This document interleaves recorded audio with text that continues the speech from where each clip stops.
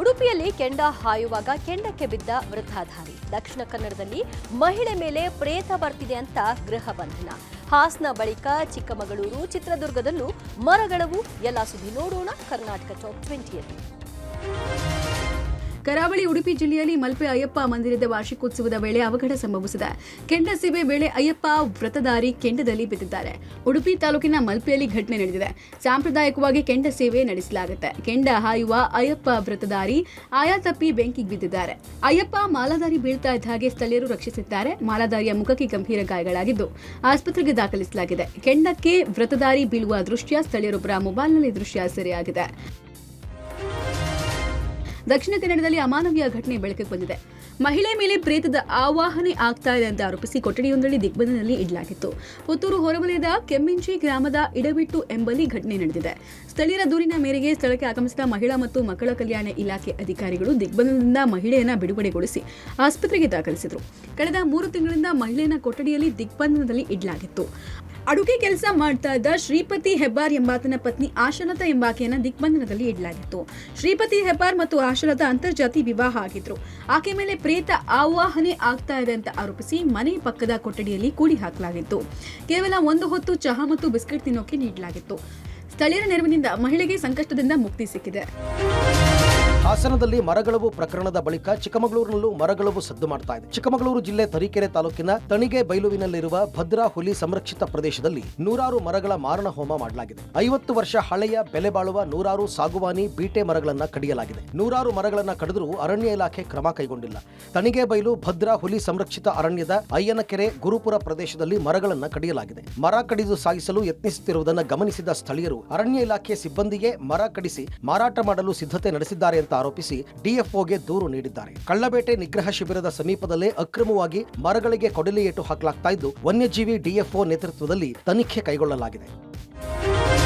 ಹಾಸನ, ಚಿಕ್ಕಮಗಳೂರು ಬಳಿಕ ಕೋಟೆನಾಡಿನಲ್ಲೂ ಮರಗಳವು ಆರೋಪ ಕೇಳಿಬಂದಿದೆ. ಚಿತ್ರದುರ್ಗದ ಜೋಗಿಮಟ್ಟಿ ಕಾಯ್ದಿಟ್ಟ ಅರಣ್ಯ ಪ್ರದೇಶದಲ್ಲಿ ಶ್ರೀಗಂಧದ ಮರಗಳ್ಳತನಕ್ಕೆ ಕೊನೆಯೇ ಇಲ್ಲದಂತಾಗಿದೆ. ಚಿತ್ರದುರ್ಗದ ಸುತ್ತಲೂ ಇರುವ ಕಾಯ್ದಿಟ್ಟ ಅರಣ್ಯದಲ್ಲಿ ಗಂಧದ ಮರಗಳ್ಳತನ ಎಗ್ಗಿಲ್ಲದೆ ಸಾಗ್ತಾ ಇದೆ. ಸಂರಕ್ಷಿತ ಅರಣ್ಯದಲ್ಲೇ ಗಂಧದ ಮರಗಳಿಗೆ ರಕ್ಷಣೆ ಇಲ್ಲವಾಗಿದೆ. ಮರಗಳ್ಳರು ನಿರ್ಭಯವಾಗಿ ಶ್ರೀಗಂಧದ ಮರಗಳನ್ನ ಕಡಿದು ಬೇರೆಡೆಗೆ ಸಾಗಿಸ್ತಾ ಇದ್ದಾರೆ. ಈ ಅಕ್ರಮಕ್ಕೆ ಕಡಿವಾಣ ಹಾಕಬೇಕಾದ ಅರಣ್ಯ ಇಲಾಖೆ ಅಧಿಕಾರಿಗಳು ನಿರ್ಲಕ್ಷ್ಯ ತೋರಿದ್ದು ಕಾಡುಗಳ್ಳರಿಗೆ ಕಡಿವಾಣ ಹಾಕದೆ ನಿದ್ರಾವಸ್ಥೆಯಲ್ಲಿ ಇದ್ದಾರೆ. ಹೀಗಾಗಿ ಅರಣ್ಯ ರಕ್ಷಿಸಬೇಕಾದ ಅರಣ್ಯ ಇಲಾಖೆ ಅಧಿಕಾರಿಗಳು ಸಹ ಮರಗಳ್ಳರಿಗೆ ಕೈ ಜೋಡಿಸಿರಬಹುದೇ ಎಂಬ ಅನುಮಾನ ಕೋಟೆನಾಡಿನ ಜನರಲ್ಲಿ ಶುರುವಾಗಿದೆ.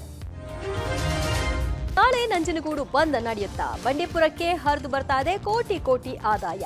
ಸರಗಳ್ಳನನ್ನ ಚೇಸ್ ಮಾಡಿ ಹಿಡಿದ ಪೊಲೀಸರು. ಎಲ್ಲ ಸುದ್ದಿ ನೋಡೋಣ ಕರ್ನಾಟಕ ಟಾಪ್ 20ಯಲ್ಲಿ. ಮೈಸೂರಿನ ನಂಜುಂಡೇಶ್ವರ ಉತ್ಸವ ಮೂರ್ತಿಗೆ ಅಪವಿತ್ರ ನೀರು ಎರಚಿದ ಪ್ರಕರಣವನ್ನ ಖಂಡಿಸಿ ನಾಳೆ ನಂಜನಗೂಡು ಬಂದ್ಗೆ ಕರೆ ನೀಡಲಾಗಿದೆ. ನಂಜುಂಡೇಶ್ವರ ಭಕ್ತರು ಹಾಗೂ ವರ್ತಕರು ಬಂದ್ಗೆ ಕರೆ ಕೊಟ್ಟಿದ್ದಾರೆ. ಈ ಸಂಬಂಧ ಅಪರ ಜಿಲ್ಲಾಧಿಕಾರಿ ನೇತೃತ್ವದಲ್ಲಿ ಶಾಂತಿ ಸಭೆ ನಡೆಸಲಾಯಿತು. ನಾಳೆ ನಂಜನಗೂಡು ಬಂದ್ ಮಾಡುವಂತೆ ಅಪರ ಜಿಲ್ಲಾಧಿಕಾರಿ ಲೋಕನಾಥ್ ಮನವಿಯನ್ನ ಮಾಡಿಕೊಂಡ್ರು. ಅಂಧಕಾಸುರ ಸಂಹಾರ ವಿಚಾರವಾಗಿ ಸಾಮಾಜಿಕ ಜಾಲತಾಣದಲ್ಲಿ ಪರ ವಿರೋಧ ಚರ್ಚೆ ಮಾಡಬಾರದು. ಒಂದ್ ವೇಳೆ ಚರ್ಚೆ ಮಾಡಿದ್ರೆ ಕಾನೂನು ಕ್ರಮವನ್ನ ಕೈಗೊಳ್ಳಬೇಕಾಗುತ್ತೆ ಅಂತ ಎಚ್ಚರಿಕೆ ಕೊಟ್ಟರು. ಇನ್ನು ಘಟನೆ ಸಂಬಂಧ ತನಿಖೆ ನಡೆಸಲಾಗಿದೆ. ತನಿಖೆ ನಂತರ ತಪ್ಪಿತಸ್ಥರ ವಿರುದ್ಧ ಕ್ರಮವನ್ನ ವಹಿಸಲಾಗುತ್ತೆ ಅಂತ ತಿಳಿಸಿದ್ರು. ಇನ್ನು ಭಕ್ತ ಮಂಡಳಿಯ ಹಿರಿಯ ಮುಖಂಡರು ಸಭೆಗೆ ಗೈರಾದ ಹಿನ್ನೆಲೆಯಲ್ಲಿ ಹಿರಿಯರ ಜೊತೆ ಚರ್ಚೆ ಮಾಡಿ ತಮ್ಮ ತೀರ್ಮಾನವನ್ನ ತಿಳಿಸ್ತೀವಿ ಅಂತ ಅಧಿಕಾರಿಗಳಿಗೆ ಭಕ್ತರು ಮನವಿ ನೀಡಿದ್ರು. ಯಾಕಂದ್ರೆ ಇದು ನಮ್ಮ ನಗರದ ಶೋಭೆ ಎಲ್ಲ ನಾವು ದಯವಿಟ್ಟು ವಾಪಸ್ ತಗೊಂಡ್ರೆ ಜಿಲ್ಲಾಡಳಿತ ಕೂಡ ನಗರದಲ್ಲಿರುವ ಎಲ್ಲ ನಗರ ನಿವಾಸಿಗಳಿಗೂ ಕೂಡ ನಾವು ದುಡ್ಡಿರೋ ಎಲ್ಲ ಹಿರಿಯರು ಮುಖಂಡರುಗಳು ಎಲ್ಲರಿಗೂ ಕೂಡ ಅನುಕೂಲ ಆಗುತ್ತೆ. ಇದು ನಮ್ಮ ಜಿಲ್ಲಾಡಳಿತ ಬೆಳವಣಿಗೆ ಬೇಕು. ನಾವು ಏನು ಕಾನೂನಾತ್ಮಕ ಕ್ರಮಗಳಿದೆ. ಚಿತ್ರದುರ್ಗದ ಪಾಳು ಬಿದ್ದ ಮನೆಯಲ್ಲಿ ಪತ್ತೆಯಾದಂತಹ 5 ಅಸ್ಥಿಪಂಜರಗಳ ಸಾವಿನ ಸುಳಿಯನ್ನ ಮೊಬೈಲ್ಗಳಿಂದ ಪತ್ತೆ ಹಚ್ಚೋದಕ್ಕೆ ಪೊಲೀಸರು ಮುಂದಾಗಿದ್ದಾರೆ. ಚಿತ್ರದುರ್ಗದ ಜಗನ್ನಾಥ ರೆಡ್ಡಿ ಅವರ ಪಾಳು ಬಿದ್ದ ಮನೆಯಲ್ಲಿ 3 ಮೊಬೈಲ್ಗಳು ಪೊಲೀಸರ ತನಿಖೆ ವೇಳೆ ಪತ್ತೆಯಾಗಿತ್ತು. ಅವುಗಳನ್ನ ಬಡಾವಣೆ ಠಾಣೆ ಸಿಪಿಐ ವಶಪಡಿಸಿಕೊಂಡು ತನಿಖೆಯನ್ನ ಚುರುಕುಗೊಳಿಸಿದ್ದಾರೆ. ಇನ್ನು ಆ ಮೊಬೈಲ್ನಲ್ಲಿರುವಂತಹ ಚಾಟಿಂಗ್ ಹಾಗೂ ಫೋನ್ ಡೀಟೇಲ್ಸ್ ಮೂಲಕ ನಿಗೂಢ ಸಾವಿನ ತನಿಖೆಯನ್ನ ಮುಂದುವರೆಸಿದ್ದಾರೆ. ಜಮೀನು ವಿವಾದ, ಮನೆಯ ಗೋಡೆ ಮೇಲೆ ರಕ್ತದ ಕಲೆ, ಅಸ್ಥಿಪಂಜರ ಪತ್ತೆ ವೇಳೆ ಇಬ್ಬರ ಕಾಲು ಕಟ್ಟಿದ್ದು ಈ ಎಲ್ಲಾ ಆಯಾಮಗಳಲ್ಲೂ ಕೂಡ ಪೊಲೀಸರು ತನಿಖೆಯನ್ನ ಚುರುಕುಗೊಳಿಸಿದ್ದಾರೆ. ಇನ್ನು ಅಸ್ಥಿಪಂಜರಗಳ ಮರಣೋತ್ತರ ಪರೀಕ್ಷಾ ವರದಿ ಕೆಲ ದಿನಗಳಲ್ಲಿ ಪೊಲೀಸರ ಕೈ ಸೇರುವ ಸಾಧ್ಯತೆ ಇದೆ. ಕಳೆದ ವರ್ಷ ಏಪ್ರಿಲ್ನಲ್ಲಿ ಚಾಮರಾಜನಗರ ಜಿಲ್ಲೆಯ ಗುಂಡ್ಲುಪೇಟೆ ತಾಲೂಕಿನ ಬಂಡೀಪುರ ಹುಲಿ ಸಂರಕ್ಷಿತ ಅರಣ್ಯಕ್ಕೆ ಪ್ರಧಾನಿ ನರೇಂದ್ರ ಮೋದಿ ಭೇಟಿ ಕೊಟ್ಟಿದ್ರು. ಇದಾದ ಬಳಿಕ ಬಂಡೀಪುರದ ಚಿತ್ರಣವೇ ಬದಲಾಗಿದೆ. ರಾಜ್ಯದಲ್ಲಿ ಅತಿ ಹೆಚ್ಚು ಹುಲಿ, ಆನೆ, ಚಿರತೆ ಹೊಂದಿರುವ ಸ್ಥಳವೆಂಬ ಹೆಗ್ಗಳಿಕೆಗೆ ಬಂಡೀಪುರ ಪಾತ್ರ ಆಗಿದೆ. ಈ ಮಧ್ಯೆ ಹೊರ ರಾಜ್ಯದಲ್ಲೂ ಸಫಾರಿಗೆ ಜನರು ಬಂಡೀಪುರಕ್ಕೆ ಆಗಮಿಸ್ತಾ ಇದ್ದಾರೆ. ಪ್ರತಿ ವರ್ಷ ಸಫಾರಿಯಿಂದ ವರ್ಷಕ್ಕೆ 8 ಕೋಟಿ ರೂಪಾಯಿಯಷ್ಟು ಆದಾಯ ಇತ್ತು. ಮೋದಿ ಸಫಾರಿ ಬಳಿಕ ಪ್ರವಾಸಿಗರ ಸಂಖ್ಯೆ ದುಪ್ಪಟ್ಟಾಗಿದ್ದು ಈ ಬಾರಿ 15 ಕೋಟಿ ರೂಪಾಯಿ ಆದಾಯದ ನಿರೀಕ್ಷೆಯಲ್ಲಿದೆ. ಈಗಾಗಲೇ 12 ಕೋಟಿ ರೂಪಾಯಿಯಷ್ಟು ಸಫಾರಿಯಿಂದಲೇ ಆದಾಯ ಬಂದಿದ್ದು, ರಾಜ್ಯದಲ್ಲಿರುವ ಸಫಾರಿ ಕೇಂದ್ರಗಳ ವರಮಾನದಲ್ಲಿ ಈಗ ಬಂಡೀಪುರಕ್ಕೆ ಮೊದಲ ಸ್ಥಾನ ಸಿಕ್ಕಿದೆ. ನಾಗರಹೊಳೆ ಬಿಆರ್ಟಿ ಟೈಗರ್ ಸಫಾರಿ ಕೇಂದ್ರ, ಭದ್ರಾ, ಮಲೆ ಮಹದೇಶ್ವರ ವನ್ಯಧಾಮ ಸಫಾರಿ ಕೇಂದ್ರಗಳಿಗಿಂತ ಬಂಡೀಪುರದ ಸಫಾರಿ ಕೇಂದ್ರಕ್ಕೆ ಸಿಕ್ಕಾಪಟ್ಟೆ ಡಿಮ್ಯಾಂಡ್ ಬಂದಿದೆ. ದಿನ ಕಳೆದ ಹಾಗೆ ಹೊರ ಜಿಲ್ಲೆ, ಹೊರ ರಾಜ್ಯಗಳಿಂದ ಆಗಮಿಸ್ತಾ ಇರುವ ಪ್ರವಾಸಿಗರ ಸಂಖ್ಯೆ ಹೆಚ್ಚಳ ಆಗಿದೆ ಅಂತ ಬಂಡೀಪುರ ಹುಲಿ ಯೋಜನೆ ನಿರ್ದೇಶಕ ರಮೇಶ್ ಕುಮಾರ್ ಹೇಳಿಕೆ ಕೊಟ್ಟಿದ್ದಾರೆ.